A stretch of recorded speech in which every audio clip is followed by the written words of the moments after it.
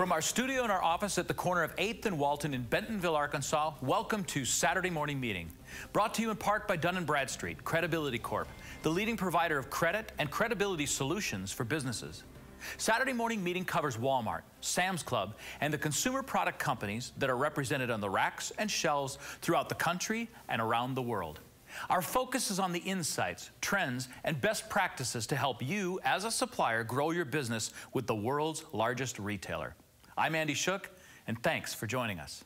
Welcome to our special program on shopper marketing. You might be wondering about the phrase shopper marketing. I mean, isn't all marketing shopper marketing? Well, not exactly. Traditionally, shopper marketing refers to a marketing program that reaches customers inside the brick and mortar store. Now that consumers are shopping inside the store, smartphones in hand, the definition has expanded to include a digital component. Because of this omni-channel experience, shopper marketing campaigns can take place at many levels, in store, online, or mobile. Shopper marketing encompasses sales, displays, packaging, promotions, research, marketing, and advertising. And it's everywhere you look. Beacons, in-store sweepstakes, shopping apps, end-of-aisle displays, ads on Walmart TVs, in-store product demonstrations. These are all examples of shopper marketing. Adweek.com reports that shopper marketing has been growing more than 21% year after year, with companies like P&G devoting at least $500 million annually to their shopper marketing campaigns. Successful campaigns begin with customer analysis, searching for the answers to these types of questions. When you go to the store, what do you do? Do you bring a shopping list? Are you by yourself? How long do you spend looking for the right item? What's your budget for this trip? What mood are you in when you are walking through the aisles? How does shopping make you feel? An insightful shopper marketing program is then created after analyzing the answers to these questions, taking an integrated approach that considers the shopper's needs. Today's guest will elaborate on those needs and give you some ideas for developing your own successful shopper marketing strategy. This special has 4 segments, each with a different leader in the shopper marketing field and each showing a distinctive perspective on the topic. They'll share campaigns, insights, strategies, marketing research, and even some trade secrets. Our first shopper specialist is Claudia Mobley, Director of the Center for Retailing Excellence. Next is Fernando Salido, VP of Consumer and Shopper Marketing at IRI. Then Jeremy Bobo, Account Manager at New Creature. And last, Tina Waggener, Account Executive at Kendal and Amber Henley, Customer Marketing Manager at Keurig. But before we get started with a conversation about shoppers and emotions, let's take a quick break. Saturday Morning Meeting will be back after these brief messages. Bentonville Commerce, less than 1 mile from the Walmart home office. You'll love the convenience, amenities, and customized options Bentonville Commerce offers. For more information, call 479-659-1260 today.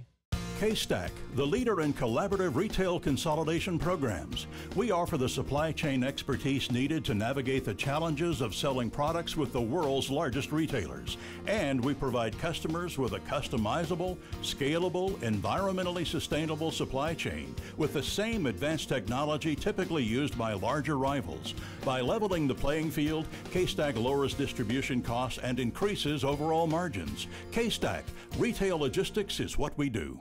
What else can you do to make sure your products make it to the shelf? Suppliers know that product flow is critical to having products on the shelf. That's why OSA is a key focus for Walmart and its suppliers. The 8th and Walton OSA course, presented in partnership with Crossmark, explains the importance of inventory levels and correct labeling and teaches you how to use the tools that measure and improve OSA. Become a smarter supplier. Contact 8th and Walton today. And with me today is Claudia Mobley of the Center for Retailing Excellence to give us some insight on how to connect with shoppers. Welcome, Claudia. Well, thank you, Andy. I appreciate it. Yeah, it's so great to have you here. So, Claudia, what's your background?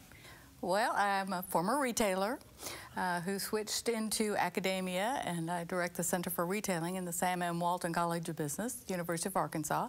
Okay. Our mission is to connect industry and academics to create tomorrow's leaders in retailing. Wow, it sounds like you know what you're talking about. I try. That's great.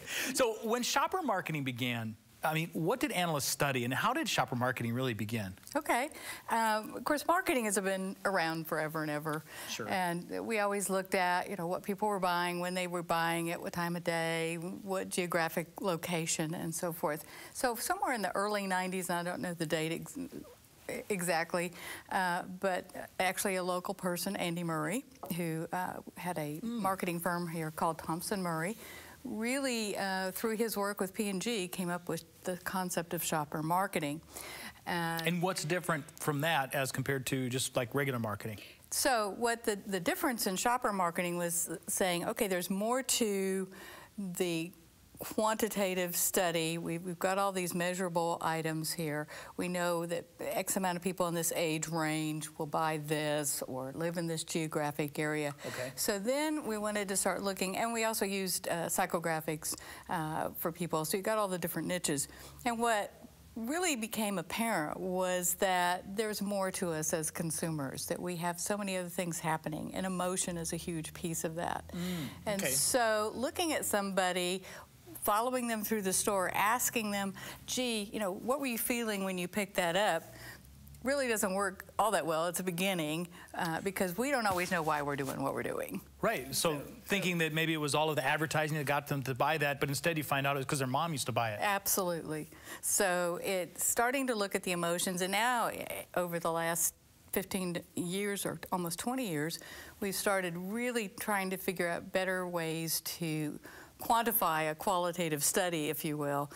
So through technology with eye tracking machines, with different kinds of... Literally eye tracking machines. Right. Seeing where their eyes are going on the shelf, okay. Following people around the store, asking them in different ways why they're purchasing what they're doing. We know that emotions are a really, really important part of why we buy. And the other thing that's really not fun as a researcher is that our emotions change. So the day that I went to the grocery store, I just had some fight with my husband, and so there's that going on. Or the next time I go to the store, there was something else going on. You've got 10 kids hanging on your arm or whatever, and it's like... So, and your shopping patterns will change because of those things. Absolutely.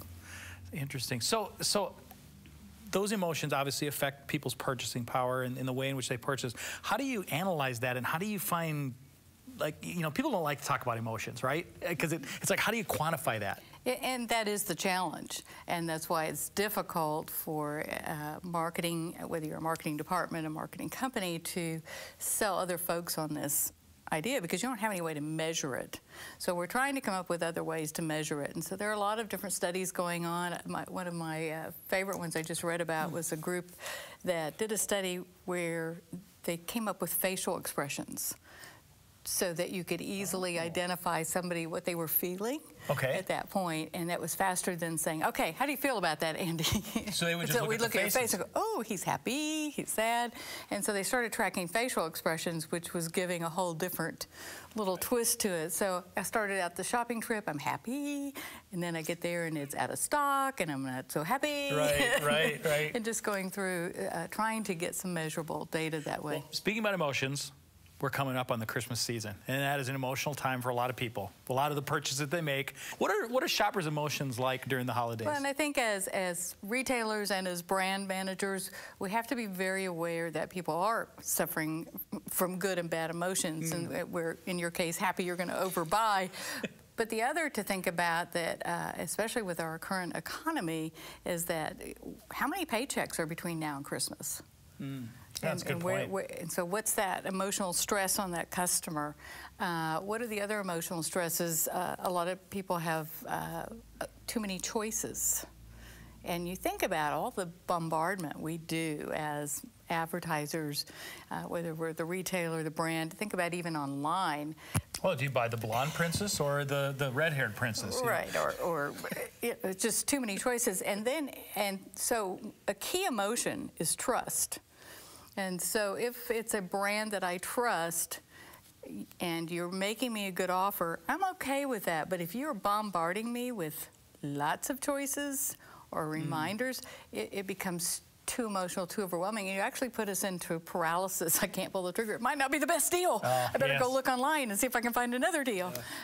So there are a lot of things to contend with in that. So. Well, it is an emotional time of the year.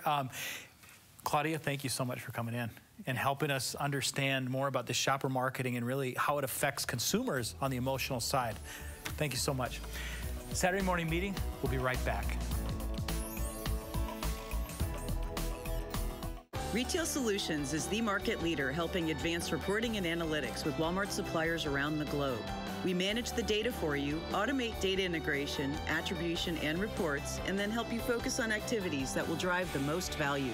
To do this, RSI works with you to perform a business value assessment to identify the largest value opportunities in your business. If improving results in sales through better insights and execution and efficiencies are important to you, contact RSI today. Every day, shoppers are bombarded with traditional brand messages outside the store in hopes that these marketing dollars will drive in-store sales. Closure Media drives retail sales by connecting brands with 95 million Walmart shoppers per year while they are in the store. Through innovative programs at Walmart's photo and money centers, Closure Media converts Walmart shoppers to purchasers of your brand. With reported redemption rates up to 7 times the national FSI average, Closure Media drives sales. For more info, visit us at closuremedia.com.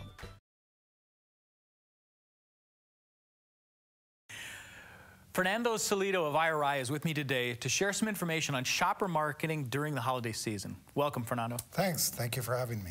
So we understand you guys do shopper marketing. What's your point of view? Our point of view on shopper marketing is to focus on the high-value shopper. The high-value shopper is essentially those individuals who typically account for the top 30% of spend, that for manufacturers and retailers typically make up 70% of sales. So 30% of the people spending about 70% of the money. That's right. Okay. If not more, and it really depends on the retailer and manufacturer. Category. Yeah, in the category.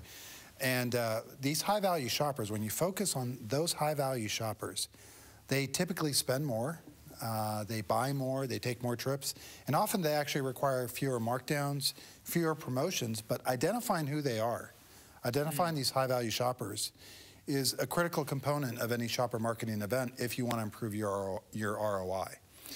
So that's where we really try to focus our attention, is on understanding who those high-value shoppers are and how to target them. How we find these high-value shoppers is essentially through predictive modeling that we call PRO scores, which stands for propensity scores. Just like everyone has a FICO score about their credit worthiness, we essentially create statistical modeling scores on every individual household in the U.S. for every category, every brand, and essentially these are propensity scores, PRO scores, kind of your event worthiness. How likely are you to essentially respond to a campaign? So I have a score for my house. You have a score for your house on house. every brand, absolutely. Okay. And every category. And these PRO scores can essentially be used to power any shopper marketing campaign to help you target, whether you're doing something in-store, whether you're doing direct-to-consumer marketing. We can actually help you find those high-value shoppers. And ideally, you find the high-value shoppers of both the retailer and the manufacturer. Bring those two together, and you have a mutual benefit. And what type of factors do you use to analyze shoppers? We look at over 10,000 variables. We work with partners like Experian to look at demographic information, lifestyle information, empirical spend, and from that actually determine the likelihood of purchases in the future. And the reason we're able to do that is because we have essentially an answer key of 100,000 national consumer panelists who kind of tell us how they spend, and from there we're able to apply those predictive scores to every household in the U.S. Wow. So let's say a supplier wants to put together some kind of a promotion, a shopper marketing promotion. What's kind of step one and step two? I mean, how would they begin something like that? So step one would be oftentimes a retailer might have a program that's already powered by some kind of propensity model. So you might want to ask your retailer. And get involved in one of their programs. And get involved in one of their programs. Or you can even work with companies like IRI who can actually help you and work with you directly on identifying these high-value shoppers that you might want to target for direct-to-consumer or shopper marketing programs. So you've done some of the, you've defined who that high-value shopper is, you've analyzed who it is, and then do you use specific targeting to go after them? I mean, is it mailers? Is it or is it all types of things? Different campaign vehicles. Every vehicle that you can think of can be used to target these households, be it direct mail, digital, in-store. There are things that you can do to tap into these high-value shoppers. And again, even if you just wanted to understand who they are, analyze them, for category management purposes, you can even understand. To use with your buyer, right? Right. So you can use just the understanding of high-value shoppers to then create an activation plan that fits your needs. Thank you so much for coming in today, Fernando. You know, we appreciate you letting suppliers know what to look for when creating a shopper marketing program. Let's see what our next shopper marketing agency has in store for us.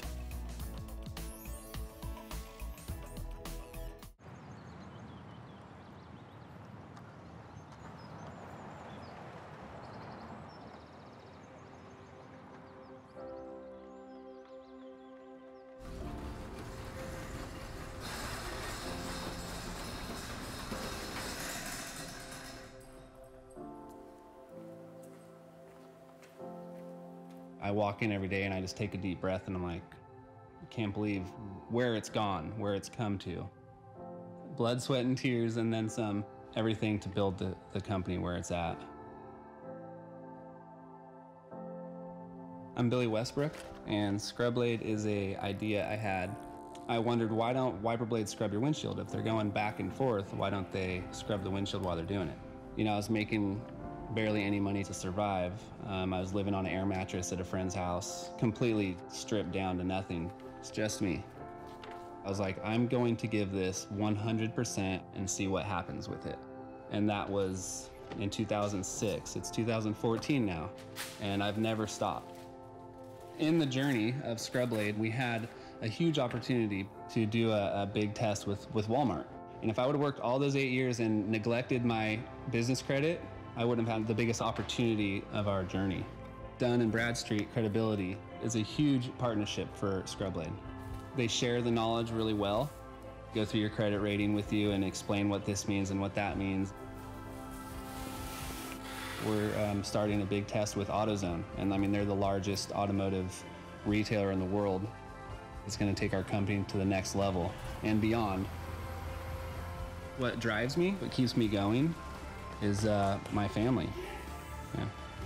My job is to take care of my family, and it gives me a lot of pride to know that I can do that. And at the same instance, Dun & Bradstreet Credibility is taking care of me, or my entity, Scrub Blade. I mean, it's still a small company, but big in my eyes. We want to have fun with it. We want to bring people in along for the journey. You know, life's a journey. Get a clearer view. That's what Scrub Blade's tagline is, and it means everything.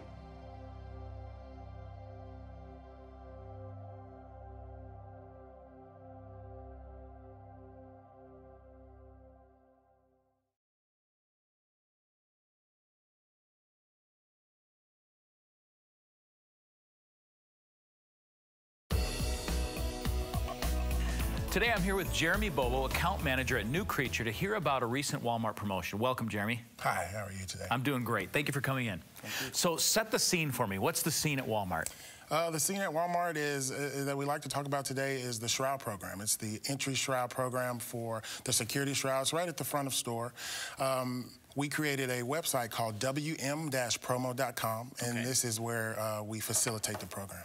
So tell me a little bit about the program. How does it work? How does a supplier get involved in it? So, for instance, you know, Disney will come in and they will enter their property. They'll input the data for it, the release date, street date, and then they'll submit their artwork for it.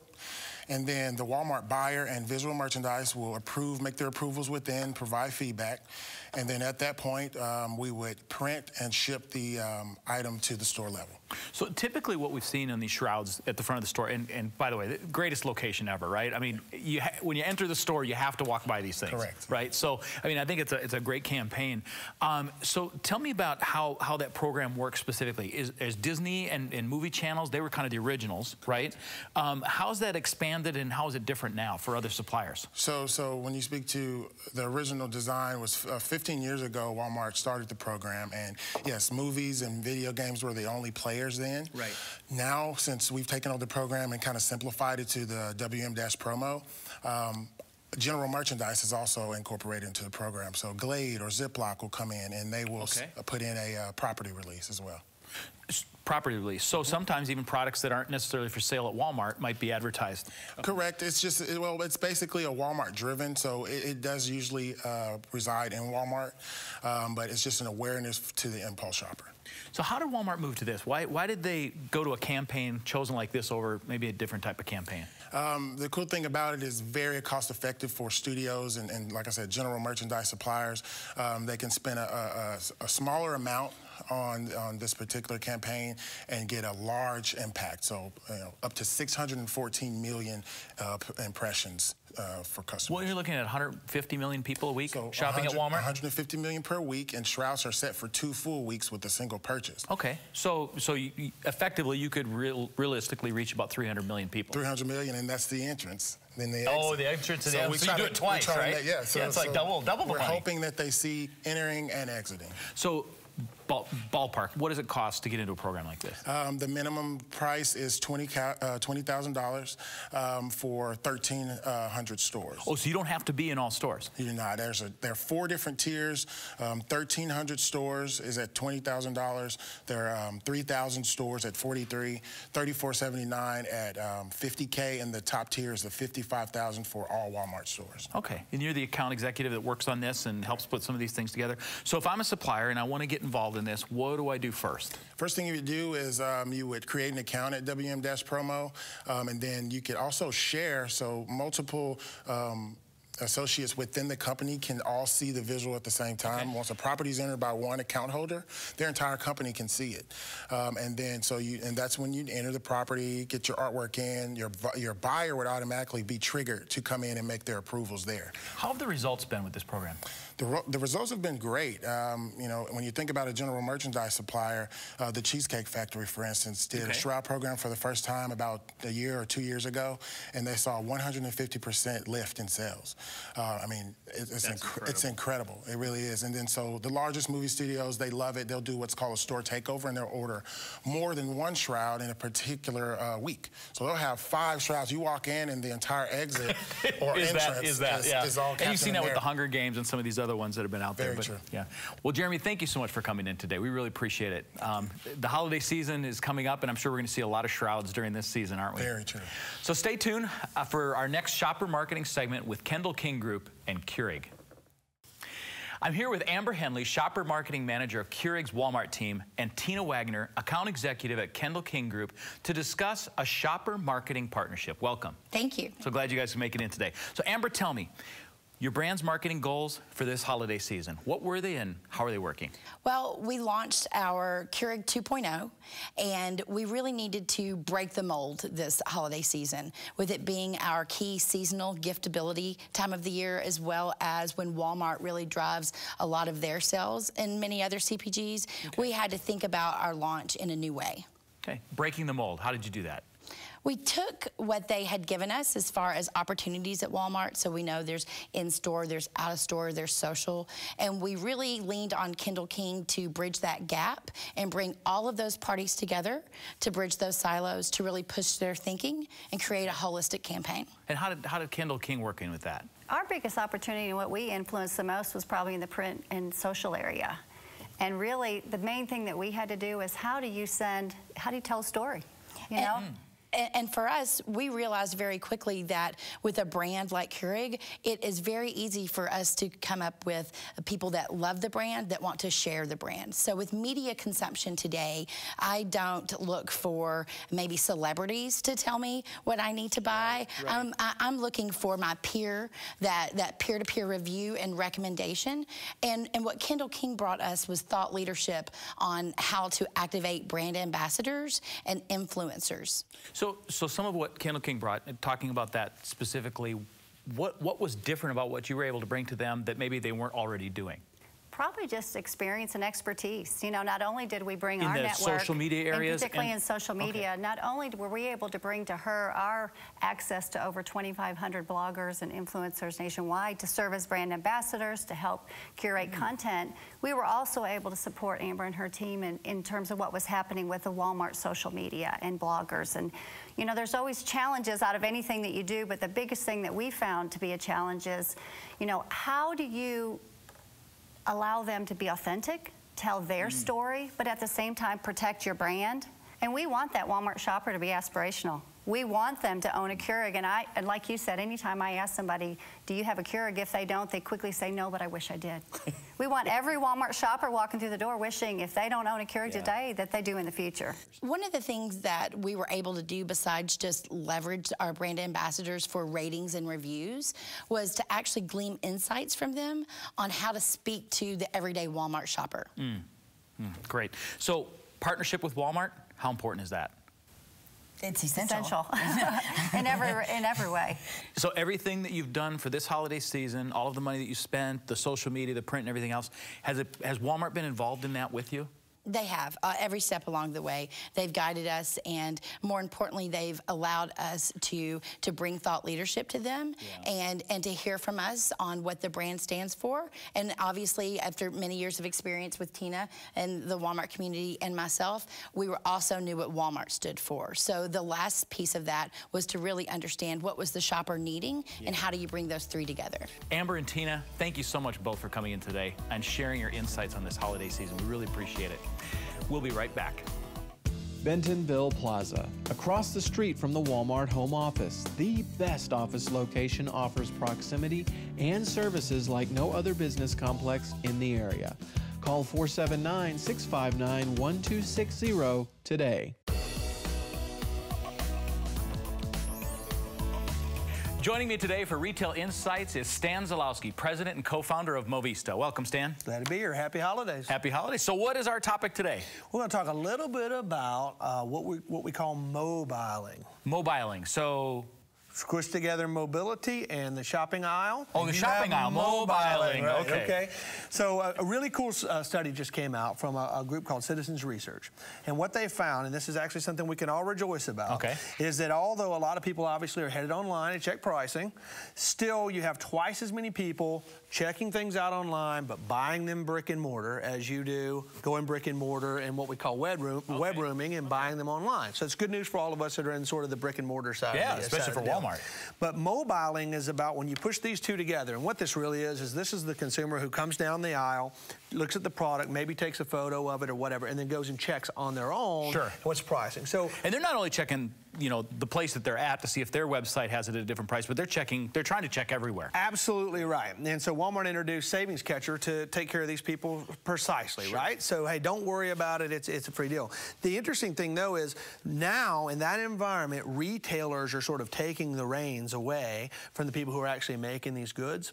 And so we're seeing an interesting trend and sort of calls and ask around, hey, what about me having an application as a provider, as a manufacturer that puts my items out there and then allows me to say where you can find them at where you can find them, what prices you can find them at, but you control the content. You're controlling the messaging and the content and limiting the solution set to say, hey, which one of our products do you want and how can we help you get it into your hands? Well, and the messaging is changing with mobile apps. Right? That's exactly right. So this is back. We talked a little bit about mobile application technology last month. This can be done. It can be done pretty easily, and I think the smart folks are going to be on top of it. Wow. Well, that's great information, Stan, and especially timely for this season right now, because a lot of people are doing that.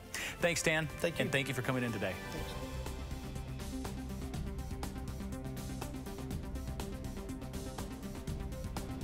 Shopper marketing is not going away.